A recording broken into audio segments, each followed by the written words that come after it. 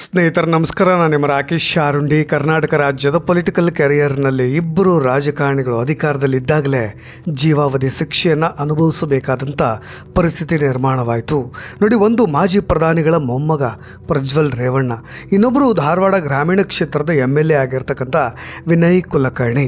ಸ್ನೇಹಿತರೆ, ನಿಮ್ಗೆಲ್ರಿಗೂ ಕೂಡ ವಿನಯ್ ಕುಲಕರ್ಣಿ ಎಸಗಿದಂಥ ಕೃತ್ಯದ ಬಗ್ಗೆ ಗೊತ್ತೇ ಇದೆ ಅಂತ ನಾನು ಭಾವಿಸ್ತಾ ಮುಂದುವರೆದ ಭಾಗವಾಗಿ ಇಂದಿಗೂ ಕೂಡ ಕುತೂಹಲಕಾರಿಯಾಗಿರ್ತಕ್ಕಂಥ ನಿಗೂಢವಾಗಿ ಕೇಸ್ ಬಗ್ಗೆ ಮಾತನಾಡ್ತಾ ಇದ್ದೀನಿ.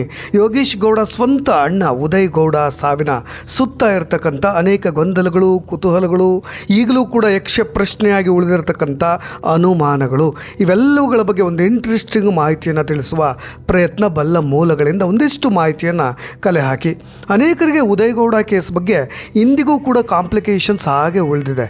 ಈ ವ್ಯಕ್ತಿಯೂ ಕೂಡ ರಾಜಕೀಯದಲ್ಲಿ ಹೊಸ ಛಾಪನ್ನು ಮೂಡಿಸುವ ಭರವಸೆಯನ್ನು ಮೂಡಿಸಿದರು.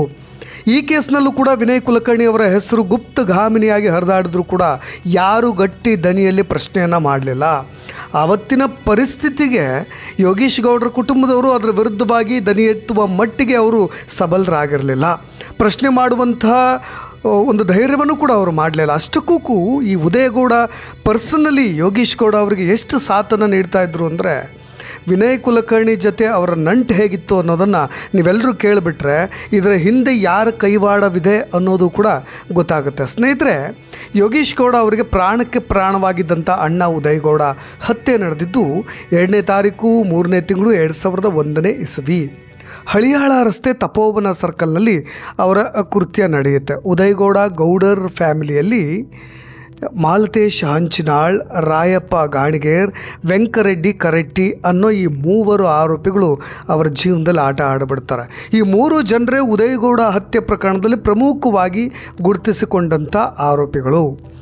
ಇನ್ನು ಈ ಕೃತ್ಯವನ್ನು ಎಸಗಿದವರಲ್ಲಿ ಒಟ್ಟು 9 ಜನರ ಹೆಸರು ಕೂಡ ಕೇಳಿಬರುತ್ತೆ. ಜೊತೆಗೆ ಅಷ್ಟೂ ಜನರು ಆರೋಪಿಗಳ ಲಿಸ್ಟ್ನಲ್ಲಿ ಸೇರಿಕೊಳ್ತಾರೆ.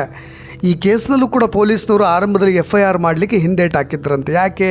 ಪ್ರಭಾವಿಗಳ ಒತ್ತಡವ ಅಥವಾ ದುಡ್ಡು ಕೊಟ್ಟು ಈ ಕೇಸನ್ನು ಮುಚ್ಚಾಕೋ ಪ್ರಯತ್ನವನ್ನು ಮಾಡಿದ್ರ ಅಥವಾ ತನ್ನ ಹೆಸರು ಎಲ್ಲೂ ಕೂಡ ಬರಬಾರ್ದು ಅಂತ ನಯ ನಾಜೂಕಿಂದ ಹಿಂದೆ ಸರ್ಕೊಳ್ಳಿಕ್ಕೆ ಬಹಳಷ್ಟು ದೊಡ್ಡ ವ್ಯಕ್ತಿಗಳು ಪ್ಲ್ಯಾನ್ ಕೂಡ ಮಾಡಿದ್ರ? ಈ ಥರದ ಚರ್ಚೆಗಳು ಈಗಲೂ ಕೂಡ ಅಲ್ಲಾಗುತ್ತೆ. ಇದರ ಹಿಂದೆಯೂ ಕೂಡ ರಾಜಕೀಯ ಉದ್ದೇಶವಿತ್ತು ಅನ್ನೋದೇ ಅಚ್ಚರಿಯ ವಿಷಯ. ಜೊತೆಗೆ ಉದಯ್ ಗೌಡರು ಈಗೇನಾದರೂ ಬದುಕಿದ್ದಿದ್ರೆ ಧಾರವಾಡ ಗ್ರಾಮೀಣ ಕ್ಷೇತ್ರದಲ್ಲಿ ಅವರು MLA ಆಗಿರ್ತಾ ಇದ್ರು. ಅಲ್ಲಿ ಈಗ ಕೇಳಿ ಬರ್ತಾ ಇದೆಯಲ್ಲ ವಿನಯ್ ಕುಲಕರ್ಣಿ ಅನ್ನೋ ಹೆಸರು, ಅದು ಸೈಡ್ ಲೈನ್ ಆಗ್ತಾ ಇತ್ತು ಅನ್ನೋ ಮಾತುಗಳು ಧಾರವಾಡ ಜನರಲ್ಲಿ ಆಗಾಗ ಕೇಳಿ ಬರ್ತಾ ಇರುತ್ತೆ. ಅಷ್ಟರ ಮಟ್ಟಿಗೆ ತಮ್ಮ ಪ್ರಭಾವವನ್ನು, ತಮ್ಮ ಜನಪ್ರಿಯತೆಯನ್ನು ಬೆಳೆಸ್ಕೊಂಡಿದ್ರು. ಇದರ ಜೊತೆಗೆ ಅವ್ರ ಪರ್ಸ್ನಲ್ ನೋಡಿ ಕ್ಯಾರೆಕ್ಟರ್ ಬಗ್ಗೆನೂ ನಾನು ಹೇಳಲೇಬೇಕು, ಯಾವ ರೀತಿಯಾಗಿ ಜನಾನುರಾಗಿಯಾಗಿದ್ದರು ಅಂತ. ಅವರು ಒಟ್ಟಾರೆಯಾಗಿ 5 ಭಾಷೆಗಳಲ್ಲಿ ನಿರರ್ಗಳವಾಗಿ ಮಾತನಾಡ್ತಾ ಇದ್ರಂತೆ. ಅಲ್ಲಿನ ಸ್ಥಳೀಯ ಮಟ್ಟದ ಬೇರೆ ಬೇರೆ ಸಮುದಾಯದ ಜನರ ಜೊತೆ ಅವರದ್ದೇ ಭಾಷೆಯಲ್ಲಿ ಮಾತನಾಡಿ ಎಲ್ಲರೊಂದಿಗೂ ಕೂಡ ಉತ್ತಮವಾದಂಥ ಸಂಪರ್ಕ, ಉತ್ತಮವಾದಂಥ ನಂಟು, ಫ್ರೆಂಡ್ಶಿಪ್ ಎಲ್ಲವನ್ನು ಕೂಡ ಇವರು ಹೊಂದಿದ್ರು. ರಾಜಕೀಯ ನಾಯಕರ ಜೊತೆ ಉತ್ತಮ ಸಂಪರ್ಕವನ್ನು ಕೂಡ ಬೆಳೆಸ್ಕೊಳ್ಳಿಕ್ಕೆ ಇದೇ 5 ಭಾಷೆಗಳು ಕೂಡ ಕಾರಣವಾಗಿತ್ತು ಅನ್ನೋದು ನೋಡಿ. ಇನ್ನು ಇವರು ಎಜುಕೇಷನ್ಗೆ ಸಂಬಂಧಪಟ್ಟಾಗ ನಿಮಗೆ ಅಚ್ಚರಿ ಅಂದರೆ ಅವರು MSc ಕ್ರಿಮಿನಾಲಜಿ ಕೂಡ ಮಾಡಿದ್ದರಂತೆ ಉದಯ್ ಗೌಡ ಅವರು. ಕಾನೂನಿನ ಆಳ ಅಗಲಗಳನ್ನು ತಿಳಿದುಕೊಂಡಿದ್ರು. ಈಗೇನಾದರೂ ಅವ್ರು ಇದ್ದಿದ್ದರೆ ಯೋಗೇಶ್ ಗೌಡ ಕೇಸ್ನಲ್ಲಿ ನ್ಯಾಯ ಕಂಡುಕೊಳ್ಳುವಲ್ಲಿ ಇಷ್ಟೇನು ಸರ್ಕಸ್ ಮಾಡೋ ಅಗತ್ಯವೇ ಇರ್ತಾ ಇರಲಿಲ್ಲ ಅಂತ ಅನೇಕರು ಅಭಿಪ್ರಾಯ ಪಡ್ತಾರೆ. ಮುಲಾಜಿಲ್ಲದೆ ವಿನಯ್ ಕುಲಕರ್ಣಿ ಕೇಸ್ನಲ್ಲಿ ಕನ್ವಿಕ್ಷನ್ ಆಗ್ತಾ ಇತ್ತು, ಅದು ಕೂಡ 10 ವರ್ಷಗಳ ಹಿಂದೆಯೇ. ನಿಮಗೆಲ್ರಿಗೂ ಕೂಡ ಗೊತ್ತಿರೋ ಹಾಗೆ ಯೋಗೇಶ್ ಗೌಡ ಕೃತ್ಯ ನಡೆದ 2016, ನಿಮಗೆ CBI ಹೋಗಿದ್ದು 2019ರಲ್ಲಿ, ಆದರೆ ಕನ್ವಿಕ್ಷನ್ ಆಗಿದ್ದು 2026ರಲ್ಲಿ. ಬರೋಬ್ಬರಿ 10 ವರ್ಷಗಳ ನಿರಂತರವಾದಂಥ ಜರ್ನಿ. ಆದರೆ ಇಷ್ಟು ವರ್ಷ ತಗೊಳ್ತಾನೆ ಇರಲಿಲ್ಲ ಅನ್ನೋದನ್ನು ಅಲ್ಲಿನವರು ಉದಯ್ ಗೌಡ ಅವ್ರನ್ನ ಹತ್ತಿರದಿಂದ ಕಂಡವರೇ ಹೇಳ್ತಾರೆ. ಇನ್ನು ಅಚ್ಚರಿ ಏನಂದರೆ, ಅವರಿಗೆ ಕಾಂಗ್ರೆಸ್ನಿಂದ MLA ಟಿಕೆಟ್ ಕೊಡಲಿಕ್ಕೆ ರಾಜಕೀಯ ವರಿಷ್ಠರೇ, ಕಾಂಗ್ರೆಸ್ ಪಕ್ಷದ ವರಿಷ್ಠರೇ ಬೆಂಬಲಕ್ಕೆ ನಿಂತ್ಕೊಂಡಿದ್ದರಂತೆ. 2000ನೇ ಇಸ್ವಿಯಲ್ಲಿ ಜಿಲ್ಲಾ ಪಂಚಾಯತ್ ಎಲೆಕ್ಷನ್ನಲ್ಲಿ ವಿನಯ್ ಕುಲಕರ್ಣಿ ಅವರಿಗೆ ಟಿಕೆಟ್ ಸಿಗುತ್ತೆ. ಆಗ ಟಿಕೆಟ್ ಕೊಟ್ಟಾಗ ಮೊದಲು ಹೆಸರು ಕೇಳಿಬಂದಿದ್ದೆ ಉದಯ್ ಗೌಡ್ರಿಗೆ. ಟಿಕೆಟ್ ಅನೌನ್ಸ್ ಆಗಿದ್ದೆ ಉದಯ್ ಗೌಡ್ರಿಗೆ ಅಂತ, ಆದರೆ ಪಕ್ಷದಿಂದ B ಫಾರ್ಮ್ ಸಿಕ್ಕಿದ್ದು ಮಾತ್ರ ವಿನಯ್ ಕುಲಕರ್ಣಿಗೆ. ಅದು ದೊಡ್ಡ ವಿಪರ್ಯಾಸ ಅನ್ನಲಾಗುತ್ತೆ. ಆದರೆ ಇವರು ಒಳ್ಳೆತನ ಅಂತ ಅನ್ಬೋದು. ಯಾಕೆಂದರೆ ಇಷ್ಟೆಲ್ಲ ಆದರೂ ಕೂಡ ಕಿಂಚಿತ್ತು ಬೇಸರಗೊಳ್ಳದೆ ಉದಯ್ ಗೌಡ ಅವರು ವಿನಯ್ ಕುಲಕರ್ಣಿ ಅವರ ಬೆಂಬಲಕ್ಕೆ ನಿಂತಿದ್ದರು. ಅದೇ ಉದಯಗೌಡರು ವಿನಯ್ ಕುಲಕರ್ಣಿ ಅವರ ಪರ ಕ್ಯಾನ್ವಸ್ ಮಾಡಿ ಪ್ರಚಾರವನ್ನು ಮಾಡಿ ಅವ್ರನ್ನ ಗೆಲ್ಲಿಸ್ಕೊಂಡು ಬರೋದರಲ್ಲಿ ಸಫಲರು ಕೂಡ ಆಗಿದ್ದರು.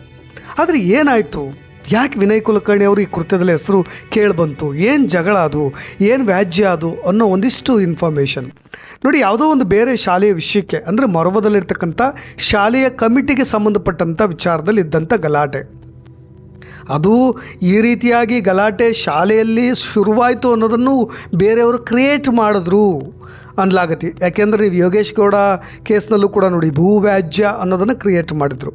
ಅಂದರೆ ಇದು ಭೂಮಿಗೆ ಸಂಬಂಧಪಟ್ಟ ಹಾಗೆ, ರಿಯಲ್ ಎಸ್ಟೇಟ್ಗೆ ಸಂಬಂಧಪಟ್ಟ ಹಾಗೆ ನಡೆದಂಥ ಗಲಾಟೆ ಅಂತ ಬಿಂಬಿಸಲಾಗಿತ್ತು. ಅದೇ ರೀತಿಯಾಗಿ ಇಲ್ಲೂ ಕೂಡ ಯಾವುದೋ ಒಂದು ಶಾಲೆಯ ಕಮಿಟಿಗೆ ಸಂಬಂಧಪಟ್ಟಂಥ ವಿಚಾರ ಅನ್ನೋದನ್ನು ಬಿಂಬಿಸಿದ್ರಂತ. ಅದಾದಮೇಲೆ ಇವ್ರನ್ನ ಅದರ ಹೆಸರಿನಲ್ಲಿ ಮುಗಿಸೋಕೆ ಸ್ಕೆಚ್ ಹಾಕಿದ್ರು ಅಂತ.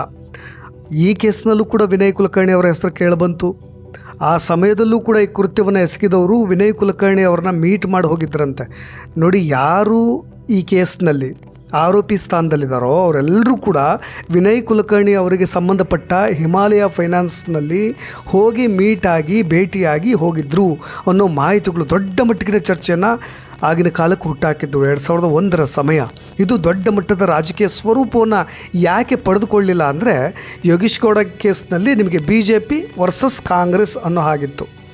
ಅಲ್ಲಿ BJP ತನ್ನ ಅಸ್ತಿತ್ವವನ್ನು ಉಳಿಸ್ಕೊಳ್ಬೇಕಾಗಿತ್ತು, ತನ್ನ ಅಸ್ಮಿತೆಯನ್ನು ಉಳಿಸ್ಕೊಳ್ಬೇಕಾಗಿತ್ತು. ಹಾಗಾಗಿ ಕಾಂಗ್ರೆಸ್ನ ವಿರೋಧ ಮಾಡ್ತಾಯಿತ್ತು. ಅದಕ್ಕೋಸ್ಕರವಾಗಿ ಅವ್ರು ಪಟ್ಟು ಹಿಡಿದು CBIಗೆ ತೆಗೆದುಕೊಂಡು ಹೋದರು. ಆದರೆ ಇಲ್ಲಿ ಆಗಲೇ ಇಲ್ಲ. ಯಾಕೆಂದರೆ ನಿಮಗೆ ವಿನಯ್ ಕುಲಕರ್ಣಿ ಅವರು ಜಿಲ್ಲಾ ಪಂಚಾಯತ್ ಎಲೆಕ್ಷನ್ ನಿಂತ್ಕೊಂಡಿದ್ದು ಕಾಂಗ್ರೆಸ್ನಿಂದ, ಜೊತೆಗೆ ಕಾಂಗ್ರೆಸ್ಗೆ ಸಪೋರ್ಟ್ ಮಾಡ್ತಾ ಇದ್ದಿದ್ದು ಇದೇ ಉದಯಗೌಡರು. ಹಾಗಾಗಿ ಇಲ್ಲ ಪ್ರಶ್ನೆಗಳೇ ಹೇಳಲಿಲ್ಲ ಅನ್ನೋದನ್ನು ರಾಜಕೀಯ ಪಂಡಿತರು ಅವರ ಪಡಸಾಲೆಗಳಲ್ಲಿ ಮಾತನಾಡ್ಕೊಳ್ತಾರೆ. ಹಾಗಾಗಿ ಉದಯಗೌಡ ಕೇಸ್ ಮಂಡಲಿ ಮಣ್ಣಾಗಿ ಮುಚ್ಚಿ ಹೋಯಿತು. ಇಂದಿಗೂ ಕೂಡ ಧಾರವಾಡ ಭಾಗದಲ್ಲಿ ಉದಯಗೌಡ ಕೃತ್ಯದ ಹಿಂದಿರೋ ಪೊಲಿಟಿಕಲ್ ಲೀಡ್ರ್ ಯಾರು ಅಂದರೆ ಅದು ಗಾಳಿಗೂ ಕೂಡ ಕೇಳಿಸೋದಿಲ್ಲ. ಯಾಕೆಂದರೆ ಆ ರೀತಿಯಾಗಿ ಒಂದು ಸದ್ದಿಲ್ಲದ ಉಸಿರು ಕೇಳಿಬರುತ್ತೆ, ಅದು ಕುಲಕರ್ಣಿ ಅನ್ನೋ ಹೆಸರು. ನಿಮಗೆ ಇತ್ತೀಚೆಗೆ ಮಾಧ್ಯಮಗಳಲ್ಲಿ ಸೋಷಿಯಲ್ ಮೀಡಿಯಾಗಳಲ್ಲಿ ವೈರಲ್ ಆಗ್ತಾಯಿದೆ. ಬಸವರಾಜ ಮಾಲಗತ್ತಿ ಅಲ್ಲಿ ಅಸಿಸ್ಟೆಂಟ್ ಕಮಿಷನರ್ ಆಗಿದ್ದರು, ACP ಆಗಿ ವರ್ಕ್ ಮಾಡಿದ್ರು ಬಸವರಾಜ ಮಾಲಗತ್ತಿ ಅವರು 2001ನೇ ಇಸ್ವಿಯಲ್ಲಿ. ಅವರೇ ಕರೆದು ವಾರ್ನ್ ಮಾಡಿದ್ರಂತೆ ಇದೇ ವಿನಯ್ ಕುಲಕರ್ಣಿ ಅವ್ರಿಗೆ, ನೋಡಪ್ಪ ಉದಯಗೌಡರು ಹತ್ಯೆ ಕೇಸ್ನಲ್ಲಿ ನಿನ್ನ ಹೆಸರು ಕೂಡ ಕೇಳಿಬರ್ತಾ ಇದೆ ಅನ್ನೋ ರೀತಿಯಾಗಿ. ಇದರಲ್ಲಿ ನೀನು ಹಿಂದಿದೆಯಾ ಇಲ್ವಾ ಅನ್ನೋದು ಅದೊಂದು ಪರ್ಸ್ನಲ್ ಮ್ಯಾಟ್ರ್, ಗೊತ್ತಿಲ್ಲದೇನೂ ಕೂಡ ಇರ್ಬೋದು. ಆದರೆ ನಿನ್ನ ಹೆಸರು ಕೇಳಿಬರ್ತಾ ಇದೆ, ಹುಷಾರಾಗಿರಬೇಕು ಅನ್ನೋ ರೀತಿಯಾಗಿ ಆಗಿನ ಕಾಲಕ್ಕೆ ಆತ ಯಾವ ರೀತಿಯಾಗಿ ರೌಡಿ ಶೀಟರ್ ಅನ್ನೋ ರೀತಿಯಾಗಿ ವರ್ತನೆ ಮಾಡ್ತಾ ಇದ್ದ ಅನ್ನೋದನ್ನು ಪರೋಕ್ಷವಾಗಿ ಬಸವರಾಜ ಮಾಲಗತ್ತಿಯವರು ಒಂದು ಸಂದರ್ಶನದಲ್ಲಿ ಹೇಳ್ತಾ ಬರ್ತಾರೆ, ಒಂದು ಖಾಸಗಿ ಮಾಧ್ಯಮದಲ್ಲೂ ಕೂಡ. ಹಾಗಾಗಿ ಅನೇಕ ಚರ್ಚೆಗಳು ಯಾಕೆ ಹೇಳುತ್ತೆ ಅಂದರೆ ಇದೇ ರೀತಿಯಾಗಿ. ಇನ್ನೊಂದಿಷ್ಟು ಇಂಟ್ರೆಸ್ಟಿಂಗ್ ವಿಷಯ ಅಂದರೆ, ಇದೇ ವಿನಯ್ ಕುಲಕರ್ಣಿ ಕೇಸ್ನಲ್ಲಿ ಮಾಡಿದಂಥ ಸಂಚನ್ನು ಸುಳ್ಳು ಅಂತ ಪ್ರೂವ್ ಮಾಡಲಿಕ್ಕೆ ನಿಮಗೆಲ್ರಿಗೂ ಕೂಡ ಗೊತ್ತಿರೋ ಹಾಗೆ ಶ್ರೀ ಸೋಮಶೇಖರ್ ನ್ಯಾಮಗೌಡ ಅನ್ನೋರು ಮತ್ತು ಚೆನ್ನಕೇಶವ ಟಿಂಗ್ರಿಕರ್ ಅನ್ನೋರು ವರ್ಸ್ಟ್ ಚಾರ್ಜ್ ಶೀಟನ್ನು ಹಾಕ್ತಾರೆ. ಯಾವ ಮಟ್ಟಿಗೆ ಗಣಿಗಾರಿಕೆ ಮತ್ತು ಭೂವಿಜ್ಞಾನ ಸಚಿವರಾಗಿದ್ದರು ಅಂದರೆ 2015ರಿಂದ 2018 ಪೀರಿಯಡ್ ಸಚಿವರನ್ನ ಉಳಿಸ್ಕೊಳ್ಳೋ ಪ್ರಯತ್ನವಾಗಿ ಯಾವ ರೀತಿಯಾದಂಥ ಪ್ರಯತ್ನಗಳೆಲ್ಲವನ್ನೂ ಕೂಡ ಮಾಡಿದ್ರು ಅನ್ನೋದನ್ನು ಹೇಳ್ತಾ ಹೋಗ್ಬೇಕು. ಯಾಕೆಂದರೆ ಈ ತನಿಖೆಯಲ್ಲಿ ಶ್ರೀ ಸೋಮಶೇಖರ್ ನ್ಯಾಮಗೌಡ ಅವರಿಗೆ ಯೋಗೇಶ್ ಗೌಡರ ಹತ್ಯೆ ಸಂಚು ಬಗ್ಗೆ ಸಂಪೂರ್ಣ ತಿಳಿದಿತ್ತು. ಸಾರ್ವಜನಿಕ ಸೇವಕರಾಗಿ ಅಪರಾಧವನ್ನು ವರದಿ ಮಾಡೋ ಬದಲು ಇದೇ ವಿನಯ್ ಕುಲಕರ್ಣಿ ಅವರಿಗೆ ಸಹಾಯ ಮಾಡಿ ತಮ್ಮ ಅಧಿಕೃತ ಕರ್ತವ್ಯದ ವ್ಯಾಪ್ತಿಯನ್ನು ಮೀರಿ ಅವರೆಲ್ಲ ಸೂಚನೆಗಳನ್ನು ಕೂಡ ಪಾಲನೆ ಮಾಡ್ತಾರೆ. ಅವ್ರು ಏನು ಹೇಳ್ತಾರೋ ಹಾಗೆ ಬೂಟ್ ನೆಕ್ಕೋ ಕೆಲಸ ಅಂತ ಹೇಳ್ತೀವಲ್ವ, ಆ ಕೆಲಸವನ್ನು ಮಾಡಿದ್ರು.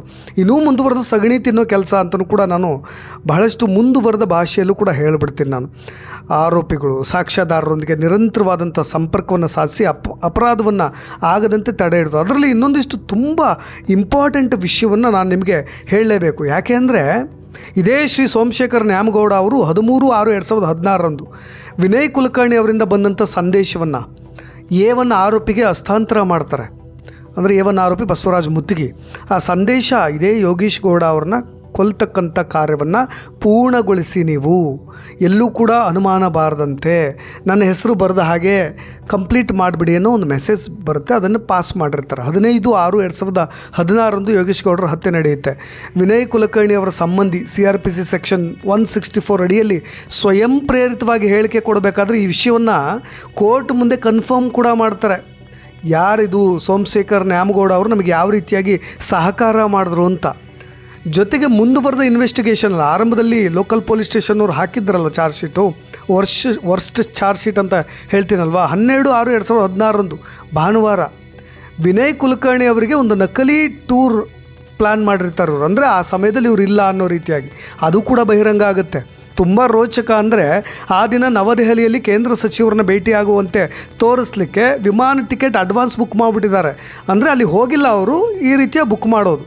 ಆದರೆ ಆ ದಿನ ಕೇಂದ್ರ ಸಚಿವರು ಅಲಹಾಬಾದ್ನಲ್ಲಿ ರಾಷ್ಟ್ರೀಯ ಮಟ್ಟದ ಒಂದು ಪೊಲಿಟಿಕಲ್ ಸಭೆಯಲ್ಲಿ ಭಾಗವಹಿಸಿದ್ರು ಅನ್ನೋದು ಕನ್ಫರ್ಮ್ ಆಗುತ್ತೆ.